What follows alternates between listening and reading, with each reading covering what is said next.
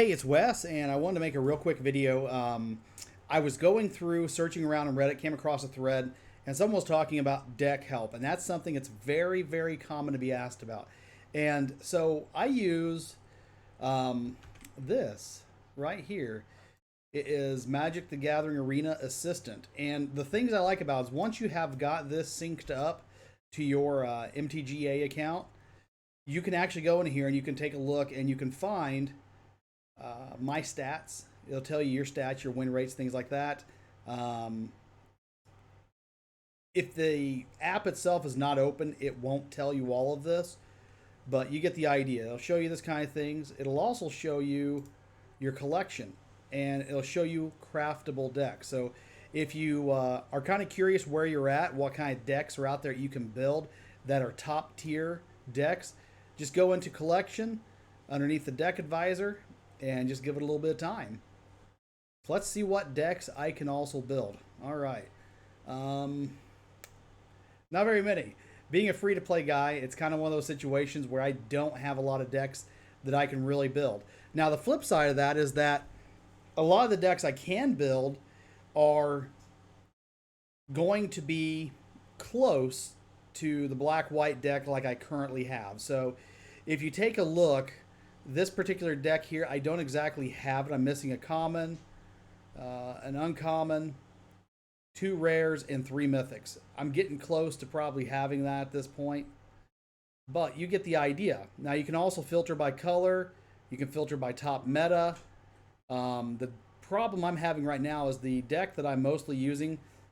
It's an aggro deck, and it's just getting out aggroed by red-white decks, the Lorehold decks, the ones that just are just absolutely stomping everybody.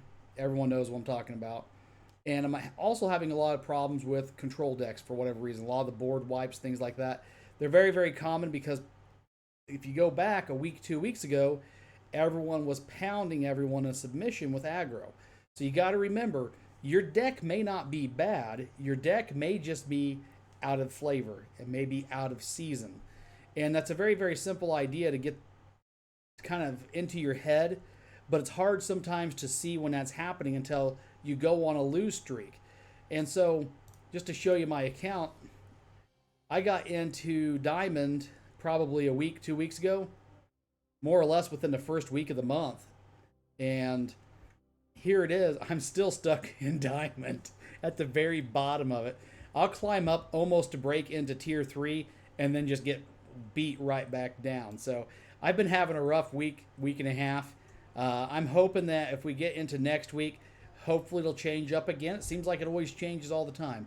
What's popular will be popular for a while, but whatever counters it is what is about to become popular. So that's kind of how it goes. My problem being free to play is that I've only really got one good solid deck. Now these other decks are okay, don't get me wrong. Some of them are great, but for the most part, I only have one deck that is an actual mythic tier deck, and that's this one. Now, to be honest, I went ahead and threw Blade Historian in here the other day because I did actually pull that out of a draft. And so I've thrown him in here because why not? Just why not? And this Defend the Campus is why I took out. Now, the original deck did not have Defend the Campus. It was, this was basically put in there because of the fact that I didn't have the complete set. So what I did is I filled in the remainder of the deck with utility and stuff that makes what I have in there stronger or had removal.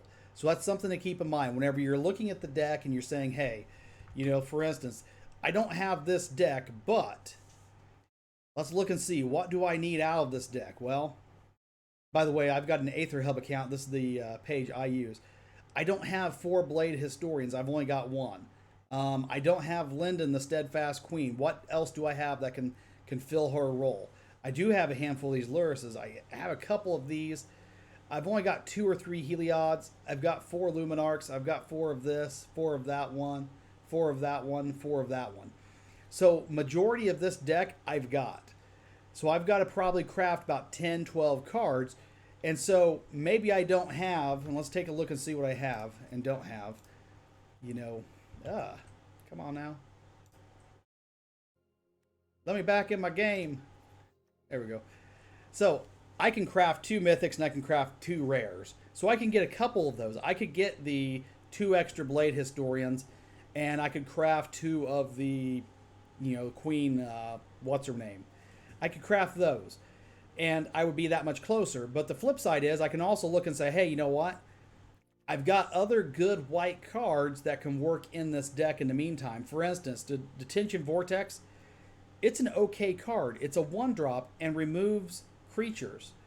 Yeah, they can pay 3 mana to remove it from their creature, but you're slowing them down. They're taking their creature out of play in the meantime. If you need to get through that last little bit of damage, that could be a big deal. I'm not going to say it's the best option, but it is an option. You look at items like the Guiding Voice, it's a 1 drop. You put a +1/+1, and you learn. This is just examples from the deck that I currently have. Fairy Godmother, 1 drop, 1/1 flying. If you play it as a sorcery, target creature gets a +2/+1 and gains flying until end of turn. Once again, it's a solid choice. Is it the best choice? Maybe not. It just depends on what you're wanting to build. And so it's important to really kind of keep in mind what your overall goal is. And as you're building toward it, take out the stuff that you had to put in there as filler. Like when I took Blade Historian and popped in here, I just took out a Defend the Campus because Defend the Campus is not in this deck. To be honest, Blade Historian isn't either, but he's a strong card. So comparing him to the Defend the Campus, I think it's the right choice. But anyways, I want to make this kind of short, sweet, to the point, and kind of talk a little bit about MTG Assistant. MTG Assistant, how you download it, you go to Overwolf, and basically there at Overwolf, it's one of the channels, one of the add-ons that you can basically associate with it. You go, you create an Aether Hub account, and next thing you know, you can link your 2 accounts together so it can read and see what you have available. You can sort by wildcards needed, percent, format. I only play best of 1 standard. You can go filter for meta, and you can even filter by color. So don't reinvent the wheel. Don't get me wrong, I'm all about homebrews. I love homebrewing. Half my decks are homebrews. If you take a look, most of them are stupid, but I love them anyways because they're mine. And so there's nothing wrong with homebrewing, but don't reinvent the wheel if you're trying to climb within the meta. Just got to remember what meta means is most efficient tactic available. And if it's the most efficient tactic available, take it if you can. I appreciate you. Have a great day.